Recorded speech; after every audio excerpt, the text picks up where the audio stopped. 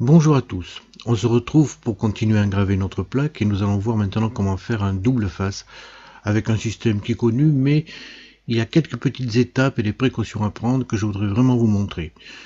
J'ai sorti en plus la musique d'introduction parce qu'effectivement elle était un peu forte et j'ai remis le générique de la graveuse CNC.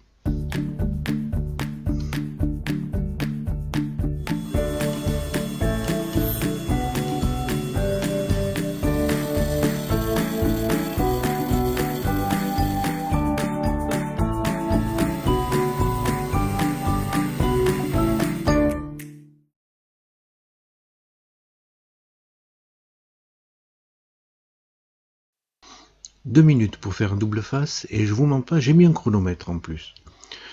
Nous allons commencer par charger la face 1. Alors cette face contient déjà inclus dedans les perçages et le détourage automatique de la carte.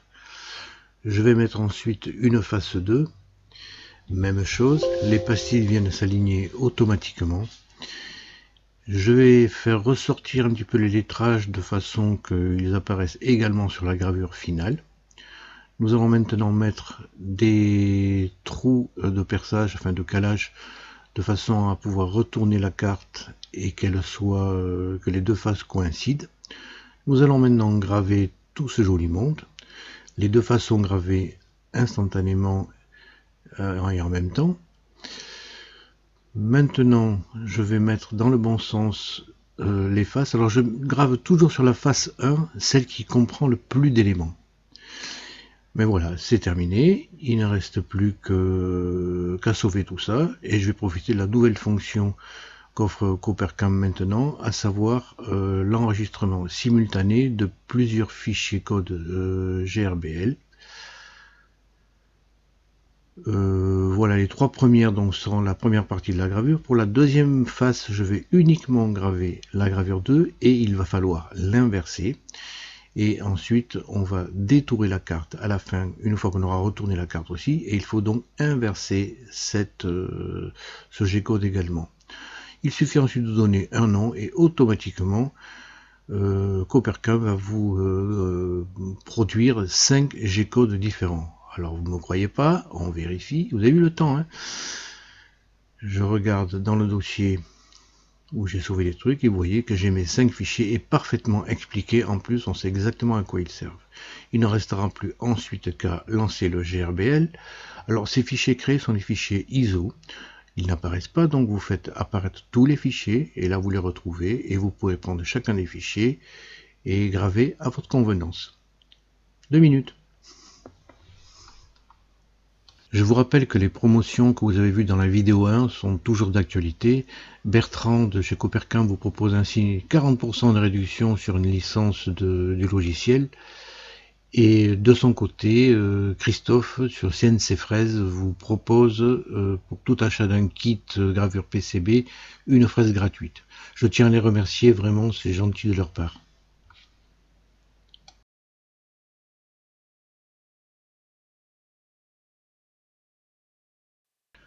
On a vu dans la vidéo 1 la gravure d'un circuit imprimé, mais est-ce qu'avec une CNC on peut tout imprimer? Alors, cet exemple que j'ai choisi pour cette vidéo, vous voyez que la partie droite avait les pistes très resserrées. La fraise, en fait, va passer très près des pistes et à plusieurs reprises. J'ai essayé en la gravant directement et voici ce que ça donne. Alors si on regarde au microscope, vous voyez que les pistes en fait sont beaucoup trop fines et qu'elles sont détruites. En particulier tout l'alignement de grandes pistes là, bon vous voyez on n'a plus que des débris de cuivre. Donc c'est pas jouable. Bon, alors est-ce que la gravure CNC se cantonne à des circuits simplissimes? Oui et non. Nous allons voir qu'en faisant quelques modifications que nous permet de faire Coopercam et en utilisant les bons outils, on peut modifier complètement un circuit et le rendre tout à fait exploitable comme vous le voyez sur cette carte. Si on regarde au microscope, vous voyez maintenant que l'état des pistes est plus que correct, les pastilles sont soudables et nous allons voir ensemble comment on peut arriver à cela.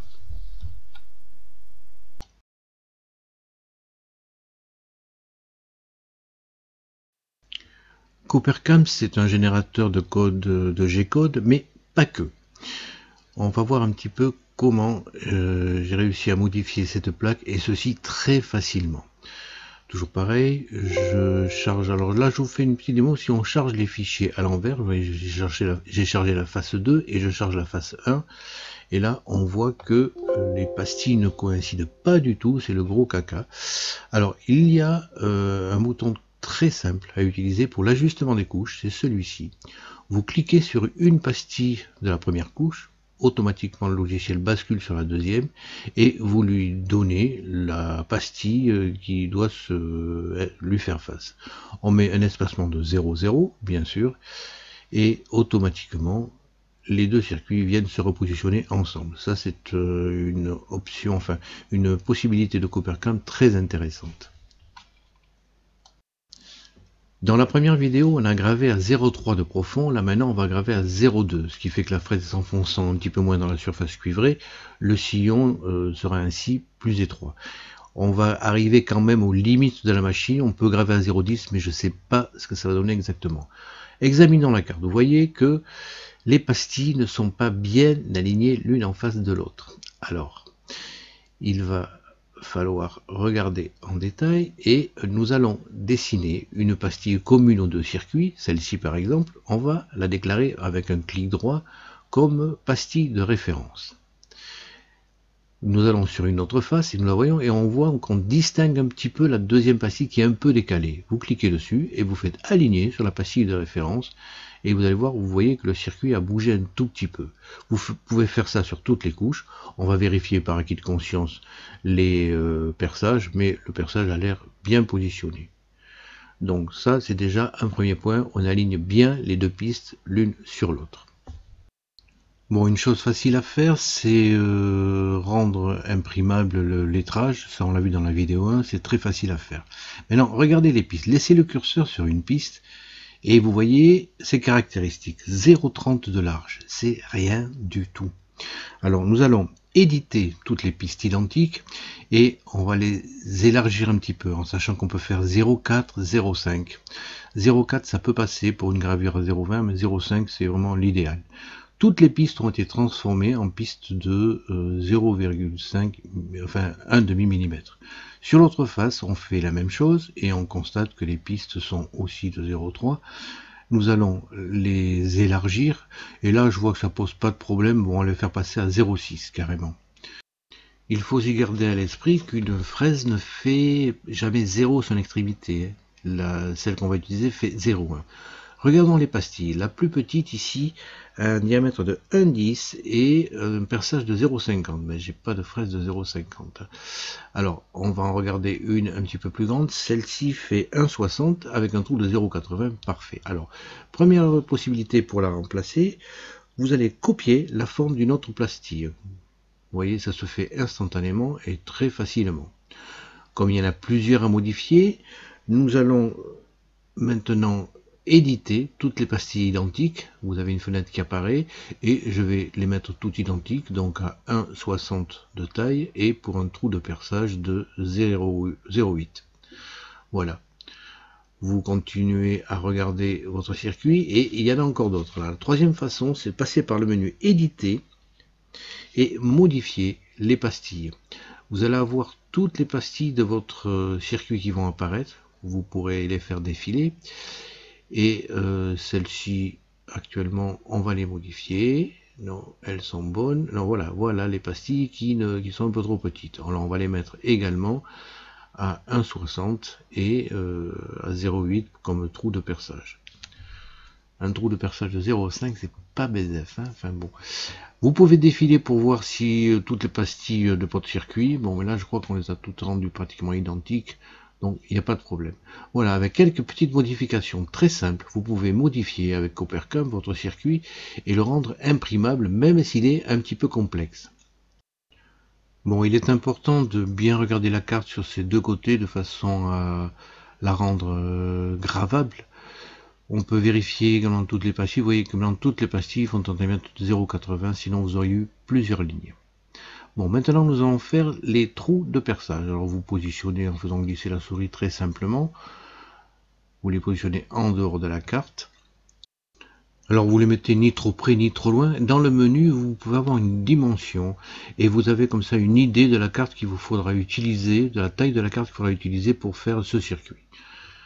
Bon, maintenant nous allons graver les pistes. Puisqu'on a tout modifié, les pastilles, la largeur des pistes, on peut tout modifier. La gravure se fait avec Coppercam sur les deux faces en même temps. Maintenant, je vais orienter les faces. La première face que j'imprime, je préfère qu'elle soit chargée et que la face qui sera retournée, je préfère qu'il n'y ait pas trop de trucs à faire. Nous allons donc inverser les deux. Alors pourquoi j'inverse les deux? C'est très simple, parce que quand vous regardez la carte, vous pouvez, si vous laissez le curseur sur une connexion, voir toutes les connexions sur les deux faces de la carte. En rouge clair, c'est la face 1, et en rouge foncé, c'est la deuxième face. Vous pouvez ainsi vérifier la validité de votre circuit très facilement. Nous allons imprimer la face 1 et faire les perçages, et ensuite sur la face 2, vous comprendrez bien qu'il faudra inverser et le détourage et la carte 2, puisque ce sont les opérations que nous ferons à l'envers sur la CNC. Les icônes en haut de l'écran affichent désormais, sont tout le temps affichées, et n'apparaissent en grisé que les surfaces qu'on n'utilise pas très fréquemment, qui sont pour la sérigraphie. Mais toutes les autres faces sont visibles. Dans le menu des paramètres, nous allons optimiser les options de sortie pour accélérer le processus, et aussi, moi j'aime bien commencer un parcours avec une remontée d'outils. Alors vous pouvez le cocher et régler la hauteur de remontée de l'outil. Et ensuite, pour faire des sauvegardes, une petite astuce, vous mettez ce champ vierge et vous cochez la case numérotée. Ainsi, tous vos fichiers seront numérotés et entre parenthèses, vous aurez perçage, gravure 1, etc. Enfin, dernier G-code que peut générer Coppercam, c'est la gravure au-dessus des pastilles. Ça vous permet, lorsque vous avez mis un vernis, de sortir celui-ci sur toute la surface des pastilles, et vous pouvez ensuite, si vous voulez, étamer votre carte. Vous avez ainsi un rendu qui est vraiment super. On verra ça dans la prochaine vidéo. Vous avez des paramètres à bouger, mais on verra tout le détail, les fraises à utiliser dans la vidéo numéro 3. Alors c'est une opération réalisée pas très facile, mais après votre carte elle a de la gueule. Alors c'est le seul G-code qui est sauvegardé indépendamment de tous les autres. Alors vous lui donnez un nom pour mémoriser sa fonction, et il est sauvegardé. Il vous l'affiche, mais vous pouvez ensuite fermer la fenêtre. Comme vous avez coché la case comme on l'a vu précédemment, tous les G-codes sont automatiquement sauvegardés. Mais d'ailleurs, on va sauvegarder tous les autres fichiers. On va profiter de la fonction d'enregistrement simultané. Alors vous voyez que vous pouvez définir un G-code par ligne avec toutes les fonctions. N'oubliez pas de cocher la case inversée pour la gravure sur la face 2 et pour le détourage global de la carte. Voilà, vous donnez ensuite un nom. Alors je vais appeler DF pour double face. Et dès que vous validez, automatiquement le système a généré les 5 codes de façon simultanée. Alors vous voyez que Coppercam, c'est un générateur de G-code, mais vous pouvez modifier les circuits, vérifier s'ils sont corrects, c'est quand même... et visuellement, c'est propre, quoi. Enfin, moi je trouve ça un peu ludique. Nous allons vérifier dans le dossier en question la sauvegarde si elle a été faite, et vous voyez bien que vous avez 6 fichiers. La série, enfin le décapage des pastilles a été sauvegardé auparavant.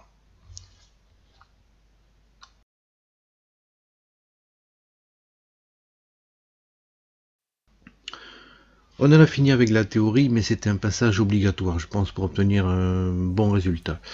J'ai pris une plaque de bakélite bas de gamme, tout ce qu'il y a de plus banal, une double face. C'est une plaque qui fait un 50-60 de large. Alors quand vous gravez la bakélite, vous avez un tracé qui est plutôt foncé.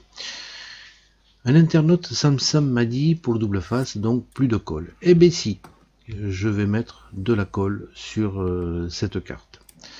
Alors comme tout à l'heure, c'est-à-dire on va refaire une face 1. La première partie, on va faire les trous de perçage, la gravure sur la face 1 et les perçages proprement dit. Vous mettez le scotch, vous arasez de façon à ce que celui-ci soit bien au niveau de la plaque et nous allons le positionner sur la machine. Alors j'ai essayé plein de trucs avant. J'ai essayé une plaque que j'ai fait au laser, d'autres également au laser en acrylique pour mettre des picots, et j'avais pas vraiment de solution. J'étais toujours sous Flatcam, mais avec Opercam, on va faire de façon très différente et très facile, vous allez voir.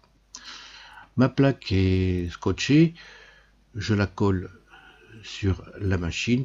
C'est comme pour la vidéo, il n'y a aucune modification. Vous pressez fortement pour qu'elle adhère bien et c'est fini pour la préparation.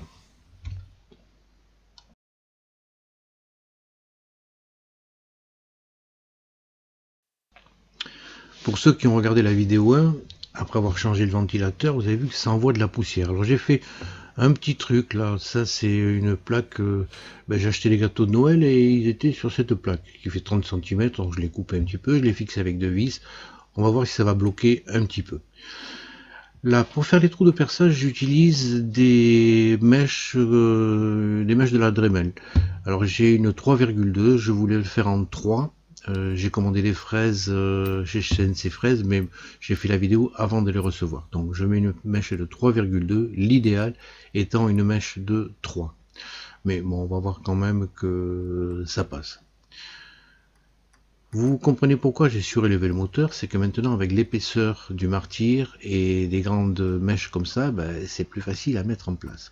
Alors vous faites le Z-probe quand même de votre mèche et vous lancez le perçage des trous de positionnement.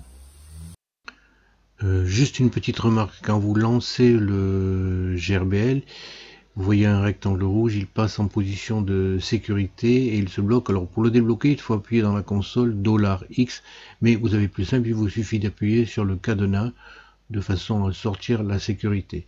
Pensez, lorsque vous avez chargé un fichier, systématiquement à charger la Heimap et de l'utiliser. C'est donc la mèche qui va me graver 4 trous.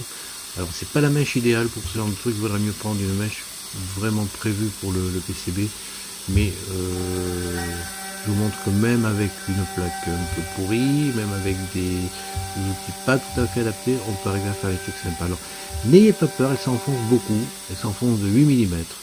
La plaque fait 10 mm, mais il y a l'épaisseur de la plaque cuivrée au-dessus, l'épaisseur de la colle. Faire un trou de 8 mm ne pose pas de problème, enfin on croit qu'elle va aller bousiller le plateau, mais non, ça passe, n'ayez crainte. Alors je vais regarder un petit peu sur la droite maintenant pour voir ce que ma protection contre les poussières fait. Voilà, j'attends que ça s'arrête. Ouais, bon, j'ai un petit peu moins de bazar, mais enfin on va voir à la fin finale.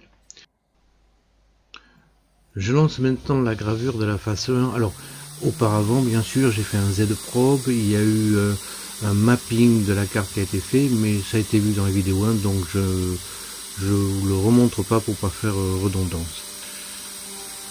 La pointe, donc c'est une Evomax, et c'est vraiment la pointe que je vous conseille pour avoir une gravure rapide. On fait à 10 mm par seconde, donc on est en 0,2 de profond. Et la précision, vous voyez, est vraiment correcte. Je suis très content de ce genre de pointe et je vous les recommande chaudement. Profitez-en pour commander carrément un kit complet de gravure, vous aurez ainsi toutes les fraises adaptées.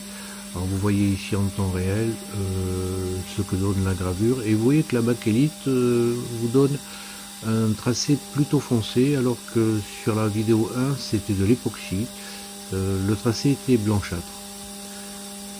Nos pistes ont été élargies et vous voyez que maintenant j'ai vraiment un tracé de cuivre pour relier mes pastilles. Ça devrait le faire.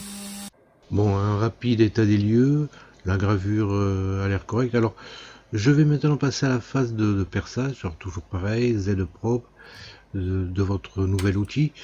Et là, contrairement à la vidéo 1, je vais laisser la vaseline, l'huile de vaseline sur la plaque. Donc, je pense que ça peut pas gêner, ça peut même aider pour le perçage. On va voir. Je la lance et j'espère que les pastilles sont toutes petites.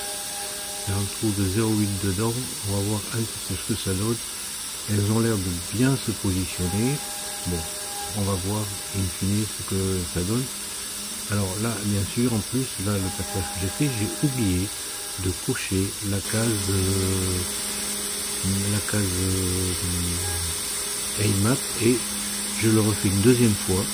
Vous entendez un tout petit bruit à la fin de chaque perçage.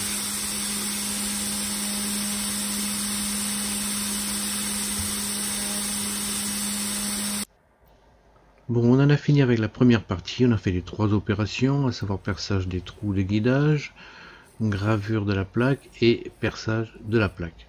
On nettoie un petit peu, état des lieux.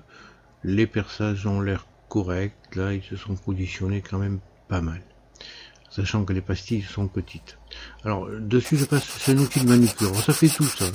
Ça lime, ça ponce, ça polit, ça fait briller. Je vous conseille de vous trouver ça. Vous allez chez l'esthéticienne de votre femme préférée, enfin, l'esthéticienne. Bon, et vraiment c'est assez sympa comme outil. Bon, maintenant on va décoller. Alors comme j'ai fait des essais, je vais marquer l'emplacement verticalement des trous pour pas me perdre par la suite. Bon, toujours comme on a vu précédemment, vous passez une spatule, on fait glisser, il faut y aller un peu à la hussarde pour décoller cette colle, mais qui vient quand même, vous voyez, assez facilement. Vous la décollez très aisément du martyr et votre plaque ensuite est parfaite. Vous pouvez passer éventuellement l'outil de manucure sur les trous au verso de façon à les égaliser.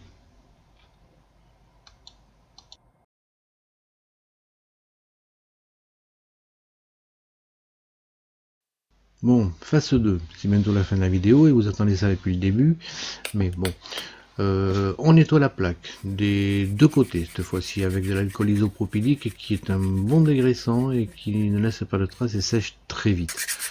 Je vais poncer un petit peu avec l'outil de manucure parce que les perçages peuvent ressortir un petit peu, comme ils sont gravés dans ce sens. Votre carte, vous pensez à sortir la petite soudure de masse, vous la retournez sur le côté. De l'autre côté, vous ressoudez un fil pour faire la masse et vous pensez à noter également les coordonnées de travail de votre machine. Ça vous permettra de bien repositionner la tête si par hasard vous l'avez arrêté. On met du scotch également. Je ne devais pas en mettre, mais j'en mets des deux côtés. Je fais un petit perçage du scotch de façon à pouvoir faire glisser une vis. Alors ce sont des vis M3 de 20 mm. Alors c'est uniquement, je les mets en place uniquement pour faire le trou sur le papier collant. Voilà. Maintenant qu'on les a mis, bah, on va les ressortir parce qu'il faut sortir la protection du papier collant. Voilà.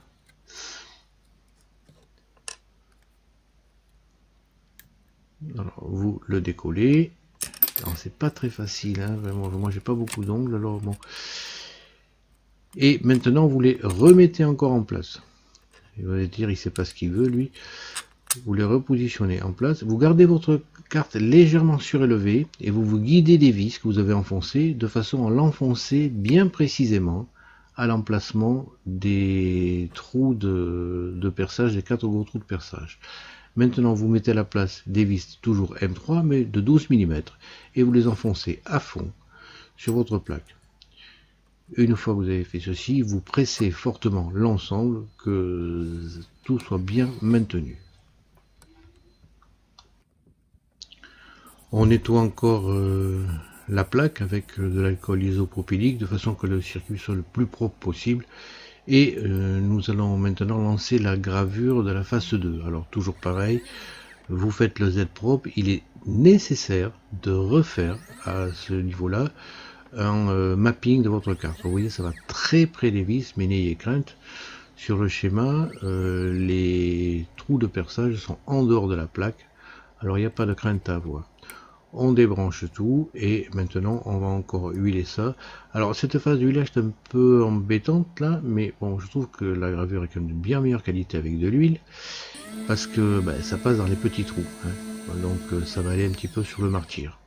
On se repositionne au point home et vous lancez votre deuxième gravure. Alors là, comme le point home est un petit peu éloigné, il va se mettre sur pause. Vous voyez là. Donc pour faire continuer la gravure, vous appuyez sur pause. Enfin c'est pause continue quoi, le bouton, mais il y a écrit tout le temps pause. Bon. Et là votre tête va aller graver la première pastille qui, vous voyez, est assez éloignée. Alors dans Coppercam, il y a une possibilité de modifier l'origine pour la carte 2. Ça m'avait été conseillé, mais je ne l'ai pas fait, bien entendu. Vous faites votre gravure et vous voyez que on n'a pas trop mal positionné la plaque là. Les trous ont l'air de correspondre pas trop mal. Voilà, une fois que c'est terminé, on va regarder encore ce que donne le tout. Vous absorbez l'huile de vaseline et on va voir un petit peu ce que ça donne.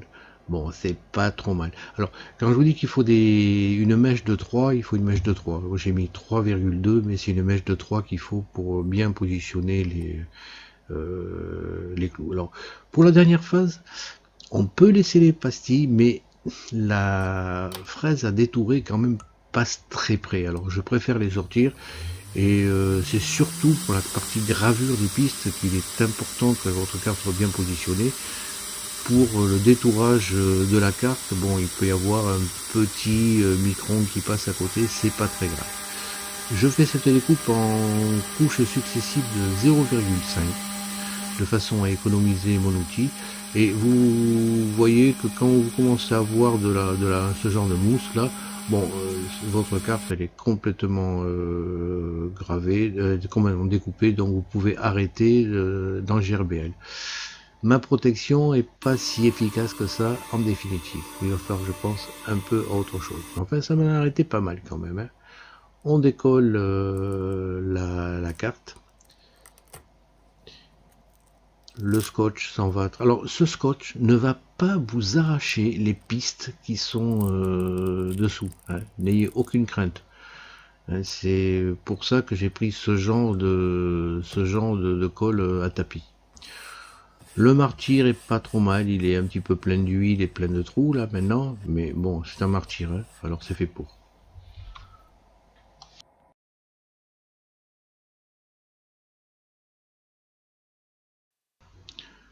Voilà, nous avons vu ensemble comment faire un double face avec une petite CNC chinoise, et vous voyez que malgré les possibilités réduites de la machine, on arrive à faire quand même des plaques de très très bonne qualité. Ce sont des pistes de 0,5 mm et c'est la largeur que je vous conseille à ne pas, enfin n'allez pas en dessous. Le double face se fait sans problème avec toutes ces manipulations que l'on a faites et on est grandement aidé dans la qualité de gravure, de découpage et tout ça par les fraises utilisées qui sont de très bonne qualité, et vous avez vu que Coppercam vous permet quand même de faire beaucoup de choses intéressantes. Nous allons voir la prochaine fois comment améliorer cette carte, comment faire des VIA et comment faire de la sérigraphie. À la prochaine.